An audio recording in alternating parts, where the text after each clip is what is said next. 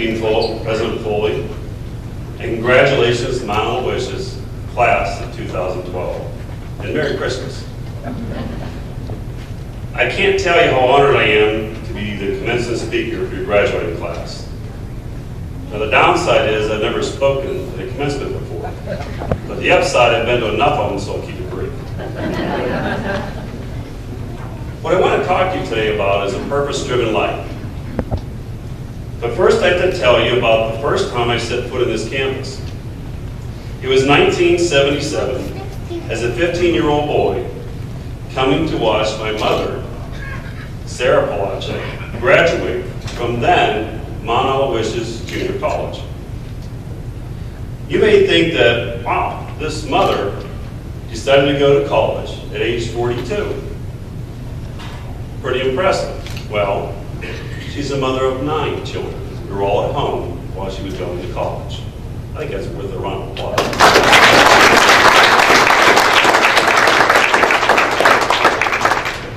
I remember how proud we were of her. You know, here our mom is setting an example for us for our future, going to college. So what we did was we had a surprise party for her that she wasn't aware of. So I'll never forget, we're all sitting around in our house in Daisytown, which is about 30 minutes away from here.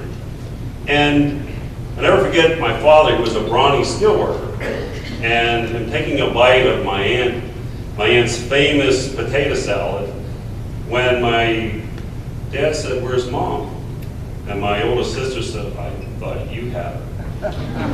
The look on my father's face was priceless. My sister said, "Oh my God, we forgot Mom." Well, Mom went on to further education and become a teacher of medical sonography at the Hiram G. Andrews Medical Center for the Disabled, creating a loving and demanding impact without allowing any room for self-pity. The lives of many individuals, including Siamese twins, showing them that a disability is only as limiting as you permit.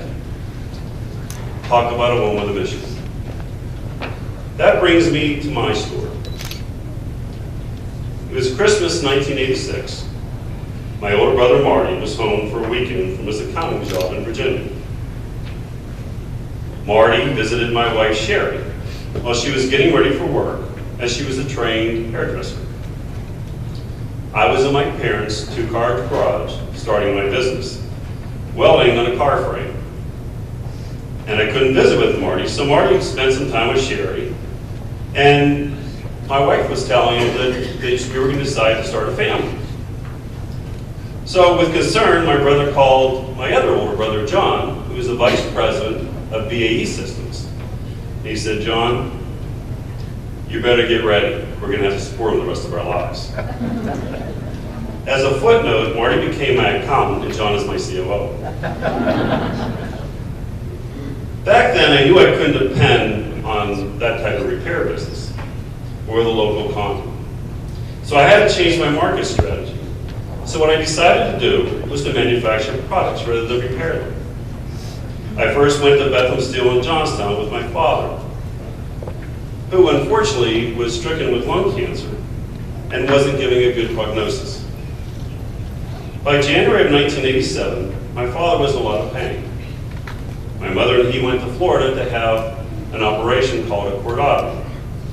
And what that is it deadens the nerves in the spine that go to the affected area so that you're basically pain-free. Well, it was a success. He was pain-free. 1 week later, on February 11th, I called him for his birthday and let him know we received our first bid for a manufactured welder. I waited until he would come home on February 14th to open it together in the celebration.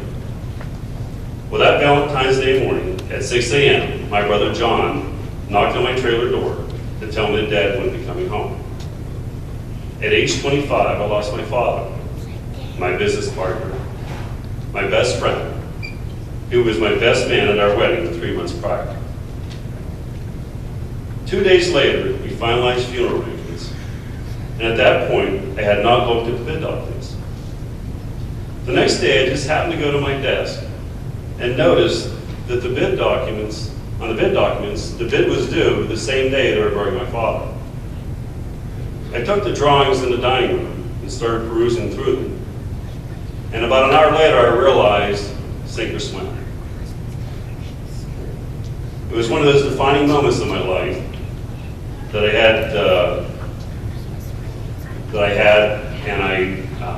got awarded the job for $6,280. It was the largest job we had ever done in our history. The interesting part was it was a heavy stair crane. It was for the 11-inch mill where my father worked. They called it, and what's even more interesting, it's a building that I now own today. This was the start of changing my life. When I started my company, I was concerned with supporting my family.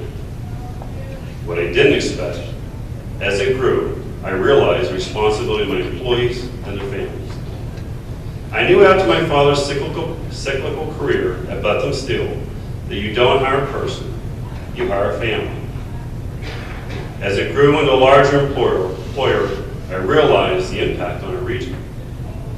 And then as we diversified into the defense business, on making armor for vehicles will allow someone's son or daughter, mother or father, come home safely.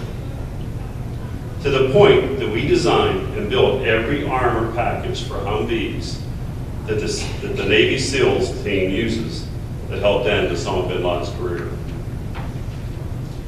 Through the years, we have helped many families with life-changing careers, taking them from laborers to vice presidents, creating jobs for people with little hope, subcontracting to small businesses, helping the community to make a difference in a family's life at Christmas. Realized along the way, my purpose wasn't to build a business. It was to make a positive impact in people's lives. All coming from the values taught in my Christian faith, to my parents and my teachers. The very thing that drew you to this great institution. So today, as you graduate in the medical field, in the business field, the IT field, I wonder what your purpose is. I wonder what you will realize. Whatever it is, you received a great start here with Mount Aloysius College.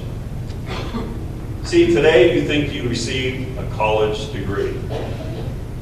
What you really did is a doctorate for your heart and soul. I'll leave you with one last message. It's about a gentleman that goes to Las Vegas. If anybody's been to Las Vegas, it's beautiful, it's obviously sunny every day, and you have the lights and the buildings, and it's pretty dramatic. So he goes into the Bellagio, which is one of the better hotels. He goes to the 10th floor, and the sun was just about ready to set.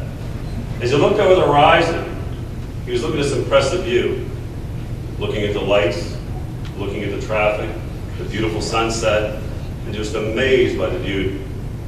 He looked down, and he could see a man dressed in ragged clothes in a box, and saw that he was obviously had nowhere to go and destitute. And the man just shook his head and said, "My God, all this beauty, all this wonder you created, this amazing place, why didn't you create something to help this man?" And God said to him, "I did. I created you." Merry Christmas, and God bless you all. Congratulations, class of 2012.